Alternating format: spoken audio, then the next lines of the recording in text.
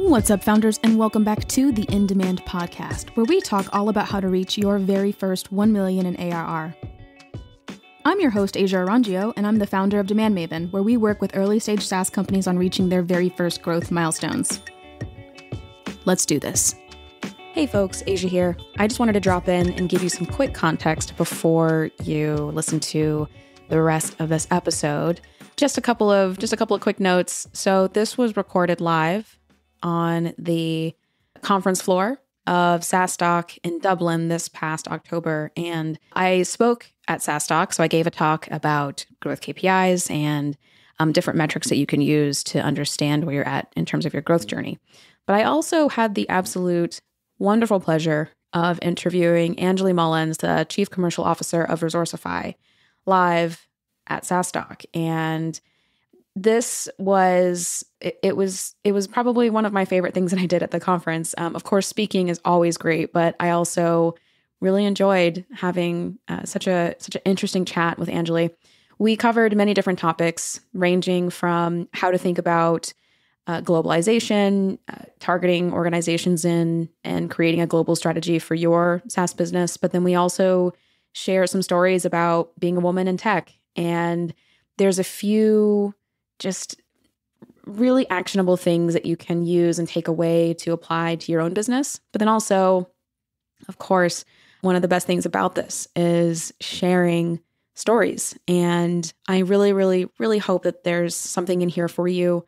But above all, thank you so much to Angeley for trusting me throughout the process. And then also for joining me on the podcast. And then also thank you, of course, to SaaStock for this incredible content opportunity. So thanks to you all. And yeah, I'm just super pumped to share this. I really hope you enjoy it. I know it breaks the typical format a little bit. I don't usually take on guests, but this was special. So I really wanted to share.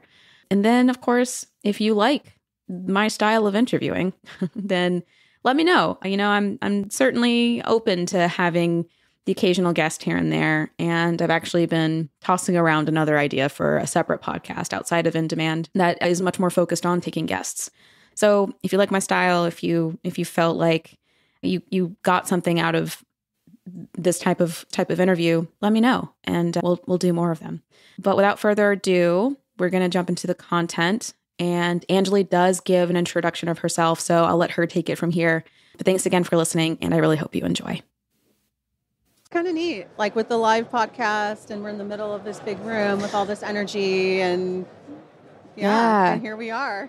I remember the first time I came to SaaStock, there was a live podcast happening, and everyone had the headphones on. I remember walking by and being like, what's happening? What? This is really cool. Like, what is happening? And at first I thought, I don't know what I thought, but someone explained to me later that it was a live podcast. And I was like, that is so cool. It is. It's really, really cool. That is so cool. I never would have thought of a live podcast in the middle of it all with like the headphones and the thing. I don't know. It's cool. It's nice. And it's just the energy, I think, which is really nice. Yeah. So, yeah. And just to have everybody here. So I guess we're going to wait and see on the crowd, but the speeches so far have been amazing. Lots of great topics. A lot of topics this year, all about, of course, the obvious. Scaling 1 to 100 million, how to get it, but really tactical, which is nice. This morning we had a talk, Women of SaaS, all about the challenges that women face in SaaS. So I thought that was really nice. And actually the SaaStock folk, they were like, who's that circle? Because we literally made like a spirit circle. And like, who's that circle of women? And we're like, Women of SaaS. So it was really great. I love that. Yeah. Okay, so everyone, my name is Asia Orangio, and I'm the CEO and founder of DemandMaven, and I run the In Demand podcast, where we talk all about how to get in demand and stay in demand. And I have the lovely Angeley with me today. We are recording live on day 2, or I guess technically day 3 of SaaStock. Yeah, the last day of SaaStock. Angeley, please tell us about yourself. Thank you, and thanks for having me. So I'm Angeley Mullins. I'm the Chief Commercial Officer at Resourcify.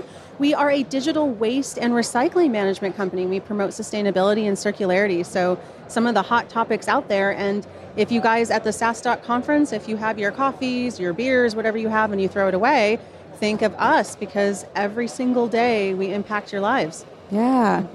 circularity. Okay, so I'm familiar with sustainability, but what does circularity mean? Circularity means a circular economy. So literally you think of a phone, or in the case of what we do, medical devices, you actually take part of those materials back and you make it into something else. And that's what promotes a circular economy. So it's the whole idea of circularity. Yeah, that's really cool. Okay, yeah.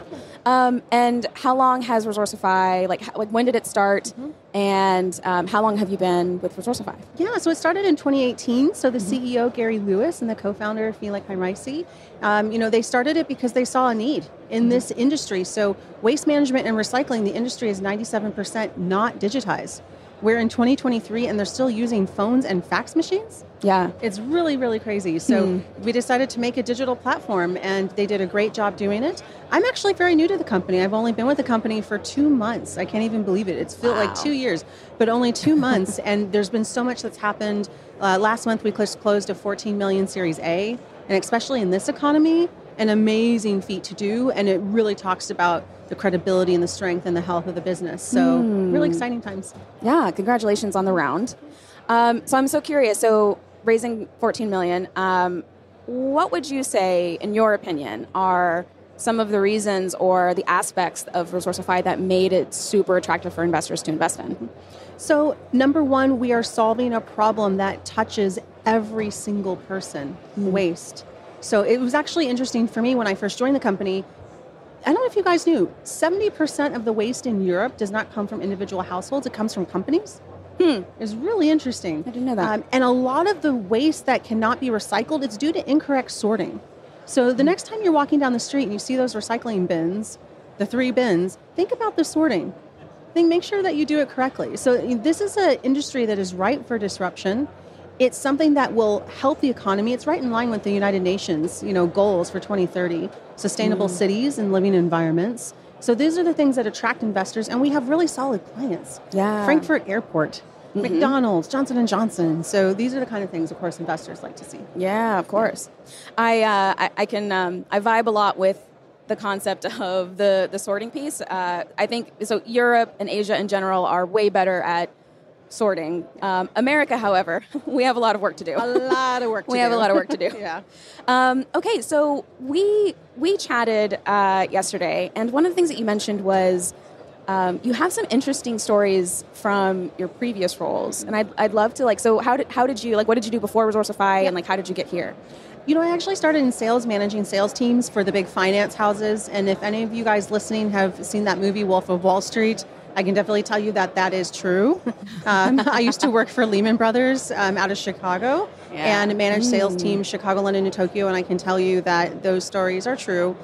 So was the woman, and the only woman many times in a large group of men, then decided to switch more into go-to-market international expansion and led the international expansion division at Amazon, then moved forward and helped launch SaaS for Intuit, accounting software called Quickbooks. So in 2014, then moved to GoDaddy, helped them go international, helped them launch basically their website building product called GoDaddy Go Central. It competes with Squarespace, Wix, these kinds of products. We IPO'd the company in 2015. Then moved to Australia, so Melbourne, Australia. So if you guys are international, have been to Melbourne, fantastic food in Melbourne, also fantastic tech scene. Worked for an education tech company called Crimson and helped them scale. Then moved to Germany, so I live in Berlin now. Worked for a scale-up called Latana, B2B MarTech, and helped them raise their 36 million euro Series B. And now I'm at Resourcify, which I absolutely love this company. But I have had a very varied journey throughout many different industries and many different markets. Quite the ride. Yeah, and highly decorated, it sounds like, as well. Awesome. Okay. You said so many things that I want to bookmark and get back to. We're absolutely going to talk about women in leadership. But first, so you have a very unique perspective, I feel like, both from working on the sales side and then now in the commercial revenue space. And I think a question that many SaaS companies, especially SaaS founders, have is going global. When does that happen? What does that look like? In your opinion, when is a company ready to start thinking about global markets, global industry? So I'll just preface that with you're talking to an American. So Europeans definitely have a different view on this, but I think it's important to call out that view. In America, we are taught in business to go global from day one. You are not just an American company, you are a global company. You're going to conquer the world, and everybody, I think, has heard that story. What I've learned, though, living in Europe is they tend to focus just on one singular country or Europe as a whole and tend to not think globally. There can be some advantages because the perfection of a pursuit or the perfection of a business model, but some disadvantages. I feel like a lot of European companies sometimes miss the boat and miss that opportunity window to really, for example, I live in Berlin and a lot of German companies think they just want to dominate Germany. Yeah. And anyone listening to this podcast that is from Germany or deals with German companies understands that. But then sometimes when they scale, Germany may or may not be their primary market moving forward at the advanced stages of their scaling journey. So it's something to think about now. Yeah. So going global is about the thought and the strategy and what are the product moves that you have to make? What are the personnel moves that you have to make? What are the go-to-market moves, frankly, that you need to make? And I absolutely 100% recommend that you do them as early as possible or at least think about it. Yeah. That's so interesting. I actually have a few clients that are, some are in Italy, some are UK based, and some 100% have that mindset of like going global, and then some are just starting. Like they're just starting to think like, oh, like we've cornered the market in Italy. What if we went to America, or what if we went to the UK, or like how do we do that? One of the things that comes up so much is there's like a hesitation or a fear of what if other countries don't get what we do? How do you think about that? How do you navigate that? So it's interesting because I just did a speech on building your power brand. It really starts with the brand and your essence and what you believe. Yeah. And a lot of companies, when they go to market, it's about, our price, our positioning, or our product features. And everyone out here at SaaStock has seen those web pages of our software is better than our competitor's software, and there's that ridiculous checkbox sheet with our features are better than their features, and that's a completely wrong way to think about it. It's what do we believe? What's our ethos? People buy what you believe, they don't buy what you sell.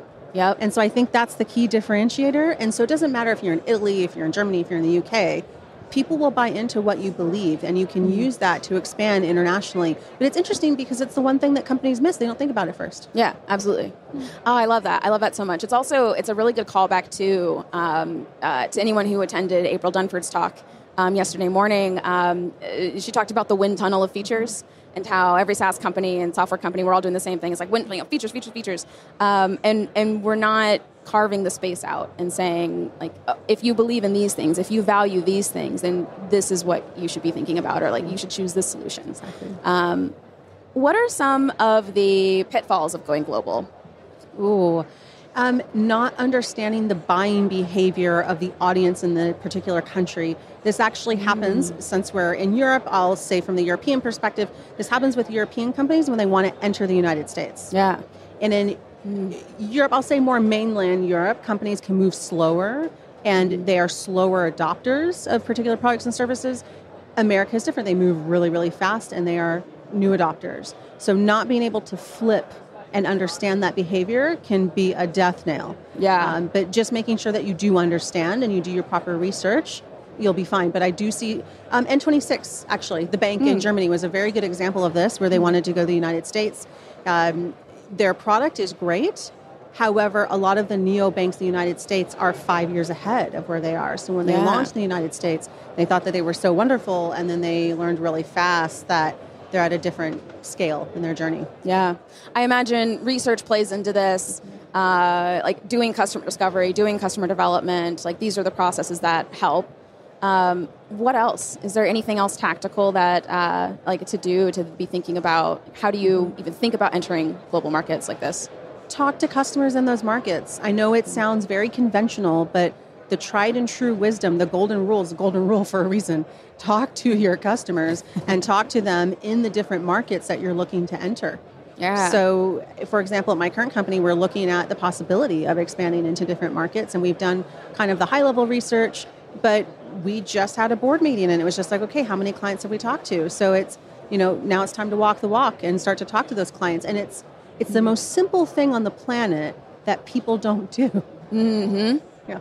It's, oh my gosh, it's so true. I think that there's a stat that's, it came actually from Patrick Campbell and from ProfitWell, but it's the stat that says teams who conduct 10 or more interviews per month will see something crazy. It was like, 5x, 10x growth far, like they will outpace their competitors. I might be misquoting that, but I do know that it was something like it was something wild. Like if you just do this one thing, that alone will like impact how you think about growth. And it's a thing that only 10% of companies will actually reasonably do. But yeah, okay. So I love this. So you've had an incredible trajectory, and so when you think about Resourcify, so what's next for Resourcify? Like, how are you guys thinking about growth? Like, and like, where are you at in that growth journey? So we're really at the beginning. We closed our Series A last month. We've had a great ride on product market fit. We've had a lot of fantastic clients. So we're a 60-person company, and we have clients like McDonald's and Johnson & Johnson and Frankfurt Airport, which is amazing. But now we're on this pace of circularity, and circularity is the name of the game. Yeah. So in the next 10 years, I'm sure everyone listening, understands sustainability, ESG.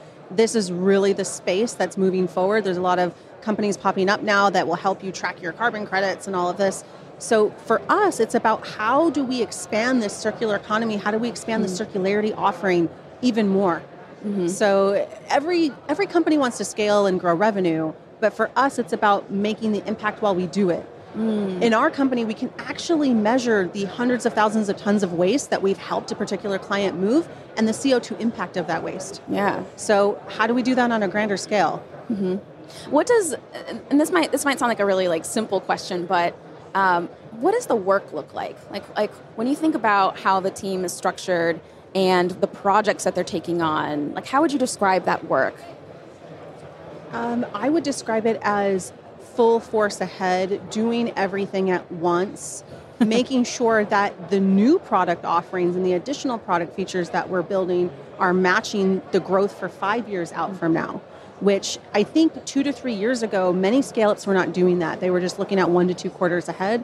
Now with this stable and predictable revenue growth that everybody is looking for, we now have this 5-year plan and this 5-year trajectory. Yeah. So how do you get the short-term revenue results, but also still do that long-term growth?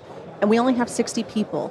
So it's not a situation where we have huge amounts of resources. So it's everyone splitting their work in the time of the day or the time of the week and figuring out, okay, these 2 days it's about hitting these particular metrics and goals. These 2 days it's about the longer growth and how do we do that? So it's a lot. It really is a lot. Oh my gosh, yeah. I mean, I imagine at this stage, you just closed your round. It's drinking from the fire hose. It's, I'm sure you're probably hiring. I'm sure there's all kinds of what do we tactically need to execute? Yeah. And it's just full steam ahead. 100%. So it's sprinting. Yeah. It really is. Oh, yeah. I bet. Okay, so you said something earlier that I wanted also to call back to as well, and it was being the only woman leader in the room. Often, in I believe in some roles, previous roles. I actually can't remember if you mentioned it was current as well, but tell me more about your experience being the only woman in the room. Very long. How much time do we have? Very long. When I started my career, I'll say my tech career at Amazon, I worked in the transportation and logistics department. So one of the most male-dominated departments. And for those of you listening, it's the same department that does the Prime Air, all of that. So hardcore logistics guys. And I was one of the only female leaders in a department of 2,000 people. So that is really kind of trial by fire. As you go through the ranks of leadership, I would say that the number of women gets less and less, which is very disappointing. So a lot of times you end up only being the only female leader in the room. And myself also being a biracial person, the only female and the only biracial person, in the room as well. And so it's just something that I've gotten used to, but I think on a whole, we shouldn't have to be used to that. I'm very lucky that at my current company, Resourcify, we have 2 female C-level leaders, so myself and then also our fabulous Chief Operations Officer, Marie. So it's really nice to see we actually have a 50-50 split between men and women. But I would say that at Resourcify, that's the exception, not the norm within SaaS companies. Yeah. So there's still a far way to go. And there's a lot of data out there that shows that female-led companies, whether it's a CEO or founder, or also C-level or executive positions, those companies do better. And it's not just anecdotally. There's a lot of facts behind it. They are more profitable. They build more revenue. Yeah. As someone, from my own personal experience, I also have often been a couple times actually where I was the only woman on the team and also only woman in the whole company. a few times. My business now is primarily women, but I served on the board of Moz, the first SEO platform to date, and at least to my knowledge, at least. And when Rand Fishkin stepped off the board, I actually took his seat, and I was surprised that we were actually majority women board. It's like very rare, almost unheard of, and it was cool. And I didn't realize how critical that was at the time, because it's just so rare. I'd love to hear. So, what guidance or advice do you have to women who are in they're either the only one on the team or maybe possibly even the only one in the room? My advice is that inner strength. Yeah. And this is something that they don't teach you in business school. It's something they really don't teach in any school. But you have to have the inner strength to persevere, to overcome the adversity that comes your way. And I think this goes for men as well. So you men that are listening, the inner strength as well. Mm-hmm. It's not that outside, I'm so tough, I can handle anything. It's that inside quiet resilience to keep going no matter what life or business throws at your way. Yeah. Mm-hmm. Can you, totally okay if no, are there any stories that you can tell? There's tons. I think the one I was telling you about previously is I was hiring a guy for a particular role and then met him at the door of the office, and he thought I was the secretary, and he told me to go get his coffee. And so I actually did. I got his coffee. Do you want any milk with that? Okay. And then I'm leading him to the room, and he sits down. He's like, oh, so when's the hiring manager coming in? I said, you're talking to her. And he just kind of looked at me and just sat down very quietly. And I'm like, okay, now that that's out of the way. Yep. All kinds of things like that. I've had people who I've spoken to on the phone, or if it's on a video and they don't see my face and they just hear my voice. And then I show up in the room, and I had one guy, this was a couple of years ago, and he's like, oh, I thought you were white. It was ridiculous. Yeah. All kinds of misconceptions and preconceptions. I've had situations where I've sat in an executive leadership meeting, and the CEO would ask me something, and I would give a data-driven response. And then he would look to the man sitting next to me and say, well, is that correct? So wow. It's really, just the kinds of different things I've had, not my current board. My current board is fabulous, but I've had previous boards where board members, they would ask me, well, how tough are you? And I was like, well, why are you asking me that? And they said, well, your hair and you look so soft and all of this. And I said, you do not judge a book by its cover. And if I was a man, would you ask that same question? Yeah. So there's just tons of misconceptions. I'll also say for any of the men listening, it can go the reverse direction as well. So men who are, I would say, heart-centered and are caring and are kind, I don't think that that's appreciated enough in business because they expect men to always be strong. And also with women, they expect women to be the soft and caring ones. And if we come across as strong, then you're labeled as too aggressive, or the almighty words of pushy, or whichever words that are being used these days. And then men are labeled as weak. So I think it goes the other way for men too, and we have to support the men and support each other. And it's also about having, I call, complementary leadership skills, because every single person, doesn't matter if you're a man or a woman, we all have qualities, we all have attributes, we all have strengths, and it's about unifying those strengths together to create a stronger leadership team. Yeah, I think also too, there's, especially in the SaaS and the software world, predominantly male. Mm-hmm. Women get 2% of VC funding, and women of color even less, a fraction of a fraction, which is even smaller. I think that there's a very large, there's a high value placed on what, masculine versus feminine energy. Masculine, like you can't, you have to demand.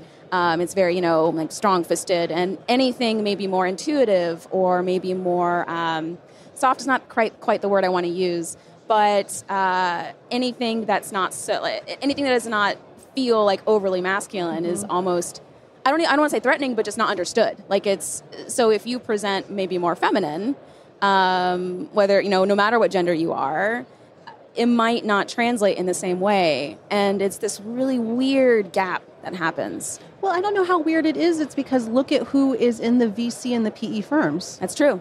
Yeah. So if you only have one type of persona in VC and PE firms, then you're only going to have one type of thought. Yeah. And so this is why I know all of us are representing today different companies, but we also have to look to the investor pool, and let's get diversity in the investor pool and diversity of thought and diversity of background. Yeah. I vibed so much with the story that you told. So I had a similar experience. This was years ago, but I remember I was in the process of hiring a consultant, and this particular consultant was supposed to help us with positioning and messaging, and this was before April Dunford gave us the gift of positioning. But I'll never forget, he comes into the room. He doesn't realize that I'm the one hiring him. He thinks my boss is, and he looks to me and he's like, "Oh, can you take notes?" And then he turns to my boss and he gives the presentation. And my boss at the end was like, "I mean, that was a great presentation, but she's actually the one who's buying this." And I was like, "Yeah, the chick you told to take notes." Mm-hmm. Needless to say, he did not get the job. Yeah. But that kind of thing happens. It happens, and it's so cringe when it does. But it happens. So don't be that guy if you're a guy. And yeah. So one of the last questions I have would just be, what guidance would you have for male founders, male investors, on how to think about diversifying their pool that they have? It actually kind of goes back to the hiring process, and I actually do this myself, so I don't actually think it's a male or female thing. I think that we're human beings and we all have biases based off of where you grew up or what our situation is. So the next time you're in your recruitment tools or you have CVs, whether it's physical or digital, cover up the name, cover up the picture. Just look at the skills and everything else is there. This is what I try to do. Because if you look at someone, everyone has a bias. I'm sure we've ran into somebody that, oh my God, this person reminds me of that person, and I had a bad experience with that. I mean, it has no correlation whatsoever, but we've had those kind of experiences. Yep. Humans tend to hire people in that are like them. And so it makes it very difficult as a human being to diversify things, which is why you want to take the name, you want to take the picture, out of it and just look at the skills. And I think anyone who has a last name that is complicated to pronounce can probably understand this feeling. Absolutely. So this is what I would say. Also, as a hiring manager, as an executive, do your best to hire people who have the opposite opinion that you do. Because when you hire someone like that, it shows the rest of the company that challenging you as an executive is okay. And it puts trust and authenticity into your company. And once you have that, then starts to sprout the diversification of ideas and thought. And that's really what you want. If you have everyone as an executive telling you, yes, sir, or yes, ma'am, you've got a problem. Yeah. So actually might have one last question. James Mays, some of you might know him from Mind the Product. He is now starting his new venture, and it is called Rodeo. So he is quite literally, getting back on the horse again so quickly. But one of the things that he said, I was at dinner with him last night. One of the things that he said that I thought was just so, it was awesome. But he said, I need to surround myself with people who don't look like me and don't think like me.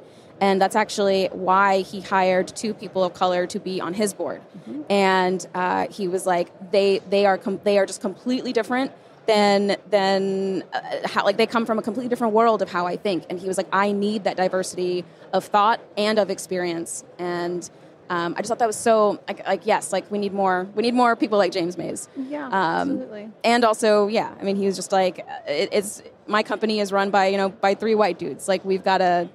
It can't just all, be us. So I thought it was cool. Exactly. No, it's very cool, and it's something to take with us. And it's something that's going to become even more prevalent in the future. I mean, we have the new generations coming up. I mean, look at this room today. Tons of people from every single, place that you can imagine and all different experiences. And I think that's important, that it needs to happen on the executive level as well. Absolutely. And I think there's more work that needs to be done there. So. Especially since I feel like Gen Z is taking no prisoners. So Right, exactly. Well, thank you so much for joining me today. This was absolutely wonderful. I hope the crowd enjoyed this chat as well. How can we keep in touch with you? Where can we find you? Yes. What are you looking for? LinkedIn. I mean, LinkedIn is kind of the place. So Angeley Mullins, you can definitely find me on LinkedIn. You can also find me on Spotify, Apple Podcasts, all kinds of different podcasts there. And you can find me here at SaaStock over here. So happy to answer any questions. And thank you so much for having me today. Yeah, absolutely. Yeah. A pleasure. Thank you so much. As always, thank you so much for spending this time with me. To learn more about how to reach your growth goals for your SaaS business, head on over to DemandMaven.io. You'll find all kinds of free resources, articles, and content. Don't forget to subscribe if you haven't already, and I'll see you on the next one.